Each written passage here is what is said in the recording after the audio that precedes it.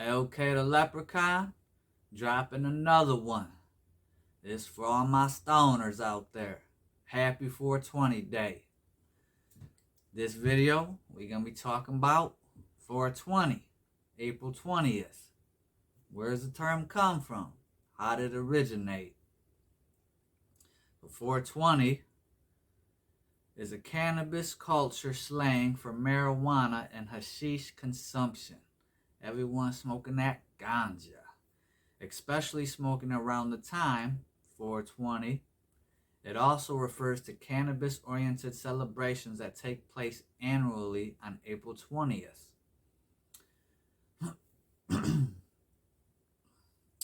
The origins of where 420 came from. In 1971, 5 high school students in San Rafael, California used their term 420 in connection with a plan to search for an abandoned cannabis crop based on a treasure map made by the grower, calling themselves the Waldos. Where's Waldo? Because their typical hangout spot was a wall outside the school. Okay, Waldo's, the wall. Okay, I get it. The 5 students, Steve, Dave, Jeffrey, Larry, and Mark, designated the Louis Pasteur statue on the grounds of San Rafael High School as their meeting place, and 4:20 p.m. as their meeting time. The Waldos referred to this plan with the phrase 420 Louis for the statue. After several failed attempts to find the crop, the group eventually shortened their phrase to 420, which ultimately evolved into a code word the teens used to refer to consuming cannabis. Steve Hager of High Times popularized the story of the Waldos. The first High Times mention of 420 smoking and a 420 holiday appeared in May 1991 and erroneously attributed the origin of the term to a police code. This and other spurious, incorrect origin stories became common. The connection to the Waldos appeared in December 1998. Hager attributed the early spread of the phrase to Grateful Dead followers after Waldo. Reddix became a roadie for the Grateful Dead's Bassett Phil Lish and called for 4:20 p.m. to be socially accepted time of the day to consume cannabis. So that's where 420 comes from. Them 5 high school students made it up. And just think, back then they had no idea how big 420 would be nowadays. International Observance of April 20th. April 20th has become an international counterculture holiday based on the celebration of consumption of cannabis. Events typically advocate for cannabis liberalization and legalization. Vivian McPeak, a founder of Seattle's HempFest, states that 420 is half celebration and half call to action. Paul Birch calls it a global movement and suggests that one cannot stop events like these. Many marijuana users protest in civil disobedience by gathering in public to smoke at 4:20 p.m. As marijuana continues to be decriminalized and legalized around the world, cannabis activist Steve D'Angelo notes that even if our activist work were complete, 420 morphs from a statement of conscience to a celebration of acceptance, a celebration of victory, a celebration of our amazing connection with this plant, which will always be worthy of celebration. And then it goes on to, we got in North America all types of 420 events, New York, Boston, San Francisco, Santa Cruz, Washington, Vancouver, Montreal, Denver, all over Canada, all over the United States, Australia, London, New Zealand, you name it. People, people be lighting up, smoking weed, getting their high on everywhere.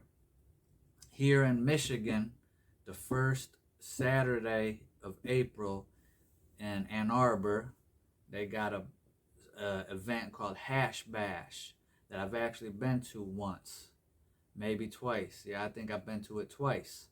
And I should have went this year and got some video of it, but maybe next year. Cool event. People come out, smoke, sell their goods. They got tables set up, arts and crafts. They got music, live music. People all over doing their thing. It's a pretty cool event. Stolen signs. In the U.S., signs bearing the number 420 have been frequently stolen. In Colorado, the Colorado Department of Transportation replaced the mile marker 420 sign on I-70 east of Denver with one reading 419.99 in an attempt to stop the thievery. However, the folklore of the 419.99 sign has caused it to be stolen too, as well as becoming a tourist destination. So that backfired on them, huh? That's funny. So yeah, Idaho Department of Transportation, their 420 mile marker stolen, and Cordialine, or whatever it's called. Actually, that's where the movie and the little story Cannabis Kid comes from. If you're into that stuff, watch a movie called Cannabis Kid. Good movie. And I actually read the article about that. My brother showed me the article about it's based on a true story. And I forget the dude's name. But based out of Idaho, a young kid puts together a weed operation, and they get money. But I read the story about it in a High Times magazine years and years and years and years ago. And then years later, they came out with the movie, and it's called Cannabis Kid. Good movie. I suggest, it's a good movie, The Washington, Minnesota, Utah, you name it. All types of 420 signs have been gone missing. It's legislation. It's legalized in the United States all over the place. Michigan, they passed the medical marijuana law in like 2008. A couple years later, they passed it to be legalized for recreation. They got dispensaries all over Michigan now, all over Michigan.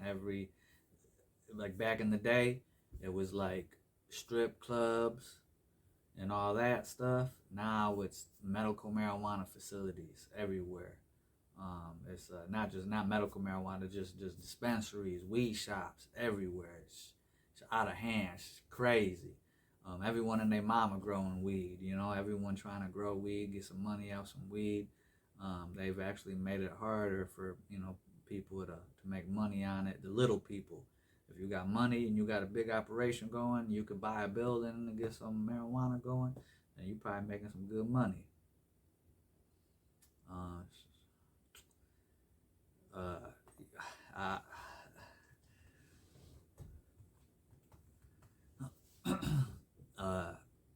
Marijuana is a plant. It's a natural plant.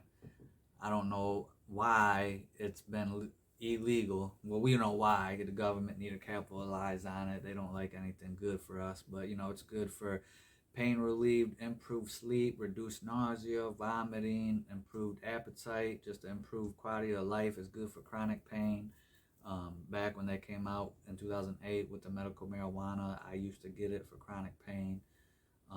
I used to smoke a lot of weed. I come from a family, smoke a lot of weed. We got property in Humboldt County, California. That's like the big weed capital. Um, but I don't. I have my moments where I quit for a long time, smoke a little bit, quit, smoke a lot, quit, and right now I actually quit. I haven't been. I've been haven't smoked, haven't drank. I've been completely sober. Been getting on my exercise a little bit more, so I'm actually not partaking in 420 this year. But if you are, good for you. Blow one for me. I miss it. I get some cravings sometimes. And, I hope you enjoyed this video. Go ahead, give it a like, comment, share, subscribe, all that good stuff. And let me know what your thoughts are about 420 and marijuana. Do you partake in the holiday? Do you partake in the plant? Do you go to any of these events that are going on around the world? Holla at me. Let me know. Much love, peace, blessings, much gratitude. I'll catch you on the next one.